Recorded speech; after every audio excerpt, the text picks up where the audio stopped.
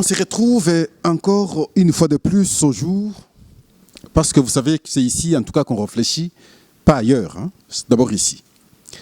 www.proinfo.net, ici. Vous aurez le contenu de belles analyses, la vérité sur plusieurs faits, la vérité sur plusieurs actualités dans notre pays, la République démocratique du Congo. Nous n'avons comme pays que celui-ci. Ailleurs, vous êtes étrangers. D'abord ici. Aujourd'hui, nous avons estimé à notre niveau bon d'expliquer clairement la situation de Kwamoutou à ce jour. Elle est à quel niveau? Quel a été, sinon jusqu'ici, l'engagement du vice-premier ministre, ministre de l'Intérieur, Sécurité, Décentralisation, Affaires coutumières, parce que l'affaire les concerne directement, lui en tant qu'autorité de la sécurité, lui en tant qu'autorité des coutumes en République démocratique du Congo. Le conflit Teke-Yaka, qui aujourd'hui a occasionné plusieurs déplacés, autant de personnes mortes par assassinat pratiquement. Et pourquoi? Et alors que les deux communautés vivent depuis toujours ensemble. Et d'ailleurs, ils font tous partie du grand espace, l'ancienne province Bandundu. Les gens vont plus loin pour dire, est-ce qu'il y a une main noire? Est-ce que c'est fort possible? Nous disons aussi c'est fort possible. Parce qu'il y a trois versions sur ce conflit. À retenir. La première version, c'est que les gens disent qu'à cause de l'augmentation des redevances coutumières, les Teke ont estimé que les Yaka sont venus très nombreux, ils commençaient maintenant à occuper des grands espaces. Il fallait maintenant augmenter des redevances coutumières, je voulais dire, pour les décourager. Les Yaka seront mécontents, de son mécontentement, il y aura des manifestations, de ces manifestations, il y aura accrochage, il y a mort d'homme de part en part. Et les Yaka iront plus loin pour vouloir installer leurs chefs, ceux-là qui pourront maintenant revoir le prix des redevances coutumières. C'est la première version. La deuxième version fait état de démobilisés qu'on aurait déposés vers les Kwamoutou. Et c'est ces démobilisés-là qui seraient à la base de ce que nous connaissons aujourd'hui. Et ces démobilisés déposés depuis 2015-2016, lors du régime passé. Ils provenaient de quelle province? Personne ne sait répondre clairement. Est-ce qu'ils étaient réellement des Congolais? Personne ne sait répondre clairement. On se limite à dire des démobilisés. Troisième version, les gens parlent des éleveurs, des vaches que nous avions vues à cet espace-là, 2018, début, où on ne savait pas les identifier d'où ils venaient, de morphologie rwandaise. Il y avait un peu de doute. Est-ce que c'était des Congolais, effectivement? Est-ce que des Rwandais? Mais ils sont venus avec des vaches. Comment ils ont quitté la partie Est pour se retrouver finalement à l'Ouest? Il y a eu des missions qui ont été effectuées, mais malheureusement, le gouvernement, à son temps, n'a pas cherché à identifier correctement ces gens. Et leur retour n'a jamais été correctement retracé. Les trois versions qui poussent les gens à réfléchir. D'un côté, le conflit intercommunautaire. De l'autre côté, il y a la main noire. Parce que les démobilisés et ces éleveurs-là, on ne sait pas les identifier correctement. Mais il y a des faits. Les faits tels que, il y a des arrestations, il y a des gens qui ont des indices militaires qui sont arrêtés. Il y a des gens visiblement non congolais qui sont arrêtés. Et il y a également des Congolais qui sont arrêtés. Les enquêtes sont en cours. Les militaires suffisamment déployés, les policiers suffisamment déployés, beaucoup de gens retranchés dans des forêts. Nombreux sont arrêtés, mais l'État continue à faire son travail. La crainte est que de là où se produit le conflit, entame la route numéro 17, et ce n'est pas loin qu'on sorte à la route numéro 1. Parce que quand vous êtes à la numéro 1, vous êtes pratiquement à Kinshasa. La crainte à son niveau. La psychose a entamé même le comportement des Quinois déjà ici. Où aujourd'hui, il y a beaucoup de suspects, il y a certaines arrestations, il y a des fous, il y a de ceux qui se disent fous parfois, et alors que des gens normaux, est-ce que réellement ils sont fous? Il y a des arrestations des gens comme ça, parce que simplement il y a la psychose. Est-ce que c'est une psychose ou c'est une réalité? C'est au service de faire le travail. Le vice-premier ministre, ministre de l'Intérieur, Sécurité, Décentralisation, Affaires coutumières, Daniel Asselo Kito Akoy, va prendre des initiatives. Il est vrai qu'il y a eu d'abord la mission initiée par le gouvernement de la République. Cette mission était composée du vice-premier ministre, ministre de l'Intérieur, Sécurité, Décentralisation, Affaires coutumières, de la ministre de la Justice et garde des Sceaux, ministre d'État en Justice et garde des Sceaux, du ministre des Affaires sociales et du ministre des Droits humains. 4 ministres, avec une délégation des députés nationaux de Kwango. Ils ont effectué la première étape de la mission, c'est Aquamont. Là, ils n'ont échangé qu'avec la communauté Teke. Il fallait maintenant avoir l'avis de la communauté Yaka.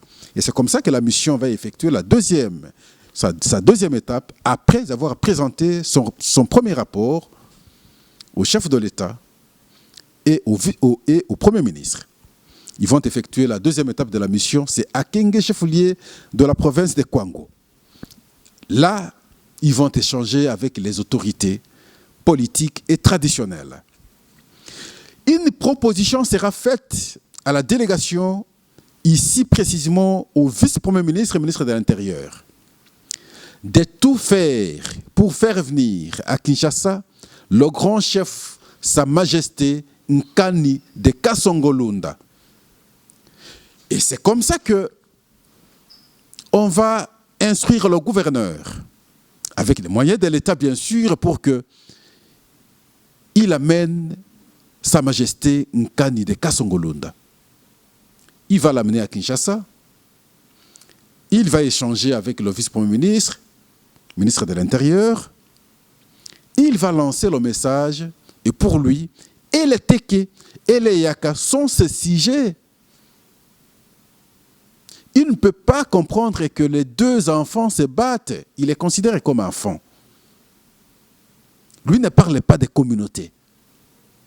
Il faudrait qu'ils se mettent en tête qu'ils sont filles et fils du même père et de la même mère. Par conséquent, il n'accepte pas qu'il y ait des désordres. Il a lancé son message. Parce que l'important ici était de l'ancien message pour que les Yaka qui se sont retranchés dans des forêts comprennent effectivement qu'il s'agit de notre autorité qui nous appelle et donc nous avons l'obligation d'aller et répondre à son appel. Il a lancé l'appel. La deuxième étape du vice-premier ministre, franchement, nous devons dire qu'il s'est engagé très foncièrement. C'est de réunir maintenant les deux tendances des chefs traditionnels. D'un côté, les chefs traditionnels Teke, de l'autre côté, les chefs traditionnels Yaka. Ensemble avec les autorités politiques des deux provinces. D'un côté, il y a la province de Kwango, de l'autre côté, il y a la province de Mai-Ndombe. Pourquoi? Parce qu'il faut faire le choix sur ces chefs traditionnels qui, lorsqu'ils lancent leur voix, ils seront écoutés par, d'un côté, les Yaka et les Teke, pour que finalement on envisage un cadre d'échange en termes de dialogue intercommunautaire. L'étape à ce jour est de lancer des messages pour que les gens quittent des forêts, pour que les gens viennent. C'est dans des discussions, sinon lors des discussions, à l'occasion du dialogue entre les deux communautés, qu'on va rechercher la vérité. Savoir pourquoi les deux communautés se sont affrontées. Il est vrai que les trois versions sont avancées, mais il faut aller au-delà de ces versions avancées pour qu'on comprenne effectivement qu'est-ce qui est à la base et on envisage des solutions pour que cela ne se répète pas. Nous devons dire, avec regret, que de la manière dont on a opéré en termes d'assassinat, c'est regrettable parce que vous allez voir le mode d'opération, n'est-ce pas, de ce qui s'est passé à l'est de la République démocratique du Congo. Des machettes, on vous coupe la tête, on vous fait ceci, on vous fait cela. Vous posez la question aux Yaka, ils vous disent, nous n'avons jamais connu ça dans notre culture. Et c'est là où les Yaka vont plus loin pour dire, et c'est là qu'il y a la main noire. S'il y a la main noire, nous devons avoir peur ici à Kinshasa, parce que ça se passe ici à la porte de Kinshasa. D'autres disent que les Rwandais ont acheté des espaces en face de Maluku, en face de Kwamutu, du côté Congo-Brazzaville. Et ils feraient des traversées. De mon point de vue, je ne crois pas trop parce que les militaires sont suffisamment déployés de l'autre côté. Mais simplement, il faut noter que le plateau des Bateke va de Bukangalonzo jusqu'à Kwamutu. Il n'y a même pas une colline là-dedans. Et la crainte, c'est que le conflit risque de se déporter de là jusqu'à Bukangalonzo et finalement entrer à Kinshasa. Mais on reste vigilant. Est-ce que ça peut être le plan de l'ennemi? En sécurité, on ne néglige rien. Ça peut être possible. Est-ce que l'ennemi peut avoir la facilité d'entrer à Kinshasa et pour quelle fin? Ce sont des questions que nous nous posons. Mais la vigilance reste devant nous de façon que tout suspect soit dénoncé. Et c'est ça qui fait aujourd'hui qu'on constate plusieurs arrestations à Kinshasa. Des gens suspects, des gens parfois qui se passent de fous, alors qu'en réalité, ils ne sont pas des fous. Des gens qui ont des doubles nationalités, doubles identités, sont des gens suspects. La police a pris son initiative maintenant de faire des bouclages dans des communes. C'est vrai, il y a le phénomène Kuluna que nous vivons avec, qu'il faut maintenant décourager. Mais au-delà de ce phénomène Kuluna, la police est à la quête de ces suspects-là. Il faut aller commune par commune. Et nous souhaitons que ces opérations se fassent avec intelligence. Il faut associer les services d'intelligence. Pas de brutalité. Que ça ne soit pas une occasion de vol par la police. Que ça ne soit pas une occasion de récupérer les billets des gens par la police. Non. Il est ici une mission confiée à la police de veiller sur ces gens suspects, des gens qui indisposent les Congolais, les gens qui cherchent le désordre au pays. Oui, nous affirmons chaque jour que notre pays est souvent infiltré. La preuve, c'est que parfois nous avons du mal à différencier qui est Congolais, qui ne l'est pas. Parce que, il est vrai, nous n'avons pas une identité, un acte qui permet de nous différencier. Mais simplement, à travers le comportement, on peut dire ou on peut identifier un Congolais. Qu'on soit de l'Est, qu'on soit de l'Ouest, qu'on soit du centre, qu'on soit du Nord, qu'on soit du Sud, nous avons un comportement. Qu'il ait la physionomie rwandaise. Mais lorsqu'il est Congolais, on sait comprendre effectivement que c'est un Congolais. Mais lorsqu'il n'est pas Congolais, on sait aussi identifier effectivement que telle personne n'est pas congolaise. Voilà pourquoi il est demandé à chaque Congolais de veiller, parce qu'il s'agit ici de la question de la nation, de la question de la patrie. Nous devons développer à ce stade un comportement patriotique. L'Est de la République démocratique du Congo, le centre comme l'Ouest, le Nord et le Sud nous concernent. Du côté Nord, il y a l'ambassadeur, notre ambassadeur qui est en Centrafrique, qui alerte l'opinion de la présence des Rwandais dans les frontières. Mais les autres vont plus loin, qui sont entrés chez nous par d'autres moyens. Ils font le commerce, ils font l'élevage, ils viennent comme des bons enfants. Avec leurs vaches, ils peuvent facilement vous corrompre. Ils s'installent c'est dans les temps qui vont se dévoiler que les Congolais ouvrent l'œil et les bons. À Nord ou Bangui, on accuse les autorités d'avoir facilité l'entrée de ces gens qui sont venus avec leurs vaches à Nord ou Bangui. Le gouverneur, vice-gouverneur, vous avez la responsabilité. On accuse, sinon je veux dire une haute autorité de cette province qui facilite l'entrée de ces Rwandais-là, qui viennent sous prétexte d'éleveurs ou des commerçants. Mais vous savez qu'ils font toujours ainsi ailleurs. Et finalement, pour gagner des espaces et s'imposer, créer des conflits. Mais vous connaissez, mais vous permettez les rentrer. Pourquoi ils ne peuvent pas passer par leurs frontières pour qu'ils sont allés jusqu'en Centrafrique et entrer en République démocratique du Congo? Peut-être qu'ils ont compris que c'est à l'Équateur qu'il y a beaucoup de résistants. Maintenant, il faut commencer d'abord par les affaiblir. Lorsqu'ils seront affaiblis, le pays tout entier sera affaibli. Mais curieusement, toujours les fils du pays, toujours les Congolais qui facilitent l'entrée de ces gens sur nos terres. C'est une question qui préoccupe tout le monde. Lorsque un ambassadeur fait une telle note verbale, il alerte l'opinion. Il informe les autorités habilitées à prendre des décisions. Mais je pense qu'il est temps de veiller sur la question. S'il faut prendre des mesures pour que ceux-là n'entrent plus jamais chez nous, il faut qu'on les fasse. Ils choisissent toujours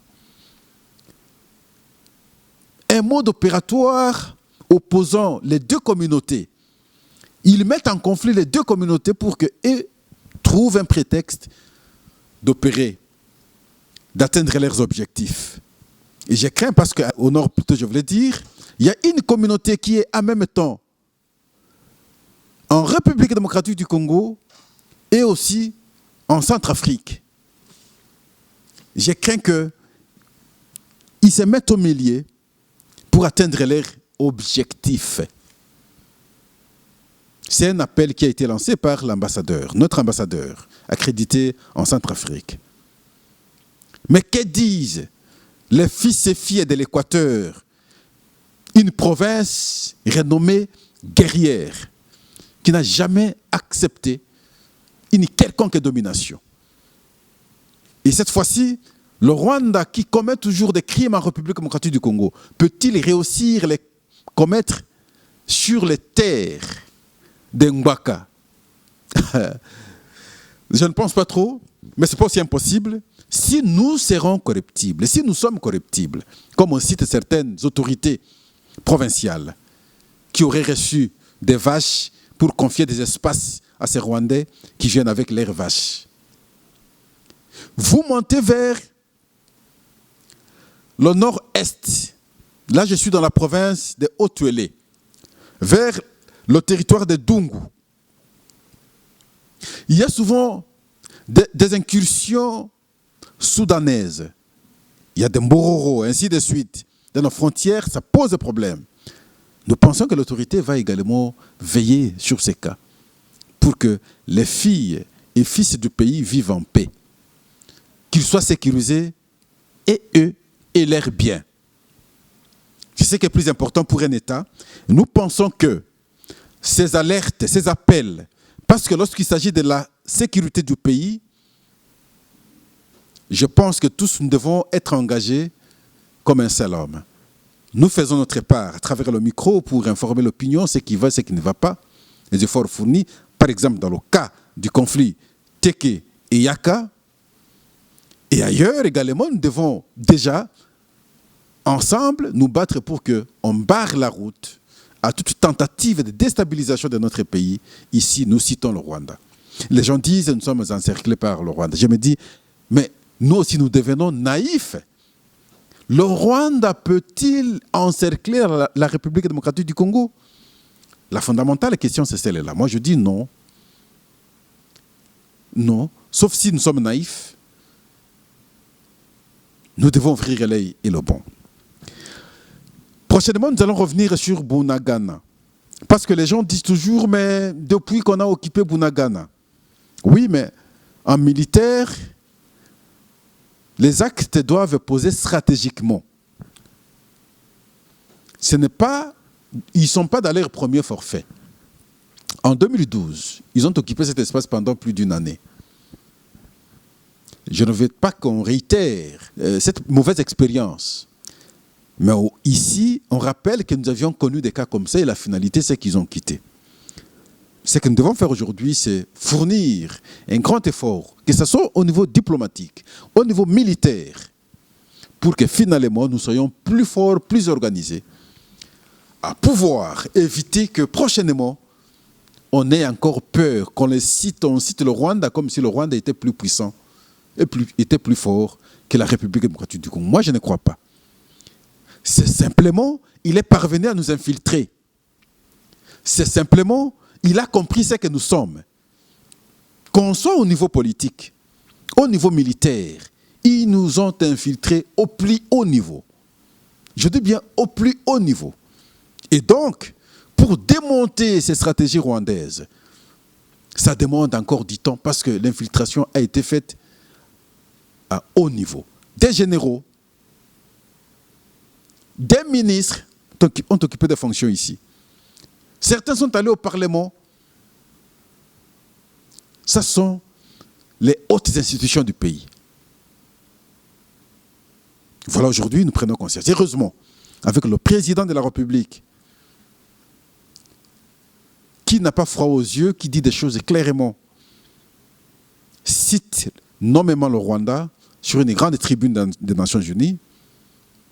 Je pense que ça va continuer ainsi. Nous devons également relayer ce comportement-là à travers nos points de vue pour que le Rwanda comprenne que si hier, ils ont pu marcher sur la République démocratique du Congo, qu'ils mettent en tête qu'ils ne le feront pas éternellement. Il y aura un moment où ça va se stopper et au risque de se retourner contre lui-même, le Rwanda.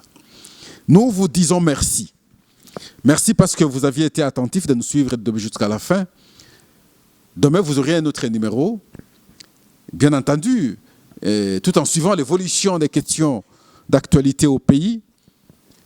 C'est alors que vous aurez des analyses patriotiques, objectives, justes et citoyennes.